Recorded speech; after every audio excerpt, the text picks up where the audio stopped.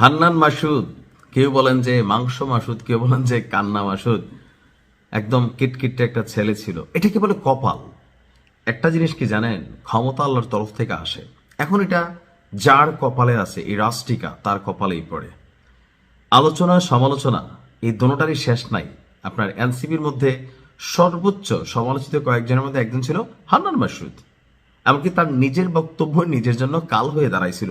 তারপরেও তার এলাকার জনগণ তাকে ভোট দিচ্ছে। আমি যখন নিউজটি করছি শতভাগ এখনো ফলাফল প্রাপ্ত হয়নি, তবে হান্নান মাসুদ এগিয়ে গেছে। এমনকি আপনারা জানেন যে ত্রয়োদশ জাতীয় সংসদ নির্বাচনে নোয়াখালী 6 আসনে ভোট গণনা শেষে আংশিক ফলাফলে এগিয়ে রয়েছে 11 দলীয় জোট এবং শাপলাকলি প্রতীকের প্রার্থী আব্দুল হান্নান মাসুদ। সর্বশেষ তথ্য যেটা বলছে 17টি কেন্দ্রের ফলাফলে হান্নান মাসুদ পেয়েছে 13,927টি ভোট এবং তার নিকটতম প্রতিদ্বন্দ্বী ধানের শীষ প্রতীকে বিএনপি প্রার্থী মোহাম্মদ মাহবুবুর রহমান শামীম তিনি পেয়েছেন 9,414টি ভোট। তো ভোটের ব্যবধানে আপনার 4,513 ভোট এগিয়ে আছে হান্নান মাসুদ। অপরদিকে আমাদের হাসনাত আব্দুল্লাহ দ্য ব্লুটুথ বয় অনেক কিছুতেই পজিটিভ আছে, 20% নেগেটিভ আছে। আমি সরাসরি বলি ভাই, আমাদের কথা তো একটু স্ট্রেট কাট, যে এখন সে এমপি অলরেডি, প্রথম কিন্তু এমপি হয়ে গেছে। আমরা যতটুকু সর্বশেষ রেজাল্ট পাইছি। হাসনাতকে একটা জিনিস মাথায় রাখতে হবে, রাজনৈতিকভাবে আপনি একটা কৃষ্টি কালচার তৈরি করতে হবে, যে ধরেন যেই ভাষায় এতদিন কথা বলছেন আপনি তেমন কোনো মানে রিয়েকশনে পড়েন নাই, বাট এখন আপনি ক্ষমতাসীন মানুষ। ক্ষমতা যার কাছে থাকে তাকে নমনীয় হতে হবে, ভিন্ন মতকে শ্রদ্ধা করতে হবে। কিন্তু আপনি যদি যে অ্যাটাকিং ভঙ্গিতে সবসময় কথা বলেন, তো আমার মনে হয় right now you are a member of parliament, so you have a responsibility and as a responsible person বা এমপি, অলরেডি হাসনাত এমপি হয়ে গেছে। আমার মনে হয় যে আচার আচরণে অন্য দলকে টার্গেট করে কথা বলা বা কোনো ব্যক্তি গোষ্ঠীকে টার্গেট করে কথা বলার মধ্যে একটু শিষ্টাচার থাকতে হবে। তো 116টি ভোট কেন্দ্রে আপনার ভোট পড়েছে। যেহেতু আপনার এখানে মঞ্জুর হাসান মুন্সি নাই, তো হাসনাত একটা একচেটিয়া ভোট পাইছে। দেখা গেছে 116টি ভোট কেন্দ্রে সবগুলোতেই হাসনাত আব্দুল্লাহ শাপলা প্রতীক এগিয়ে রয়েছে।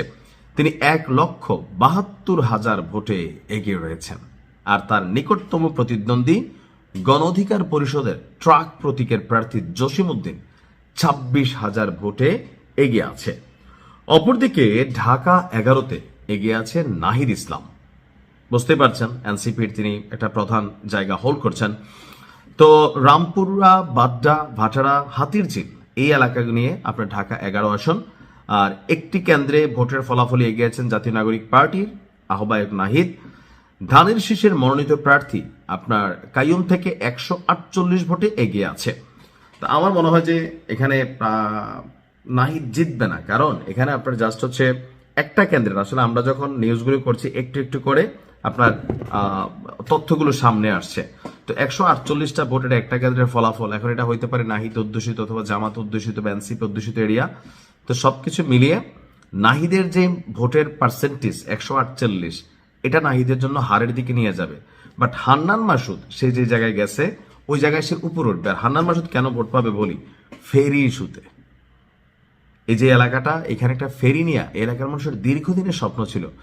তো হান্নান মাসুদ করছে কি, ডক্টর ইউনূস যখন ক্ষমতায় বসছে প্রথমেই তার টার্গেট ছিল সে নির্বাচন করবে। আর সেই কারণে ওই এলাকার মানুষের জনদুর্ভোগকে মাথায় রেখা ফেরিটারে সে নিয়ে আনিছে টেকনিক্যালি এই সরকারের মাধ্যমে। এমনকি হাতিয়ার দ্বীপাঞ্চলে অনেক কাজ সে করাই ফেলছে। এমনকি যে বাজেট হয়েছিল সেখানে এইসব এলাকায় সে বাজেট বেশি নিছে। তো সাধারণ জনগণ কি দেখছে যে ভাই এত সরকারে গেলে অনেক কিছু করতে পারবে। সো ওই জায়গাতে গিয়া হান্নান মাসুদ এগিয়ে গেছে। নাহিদ ইসলাম 148, আমি যখন নিউজটা করছি হয়তো আরো বলা যায় না, তারপরেও পার্সেন্টেজটা আমার কাছে মনে হয়েছে নাহিদের কপাল পড়বে। দেখা যাক সারা রাত কি হয়, তবে গুজবে কান দিবেন না। আসসালামু আলাইকুম।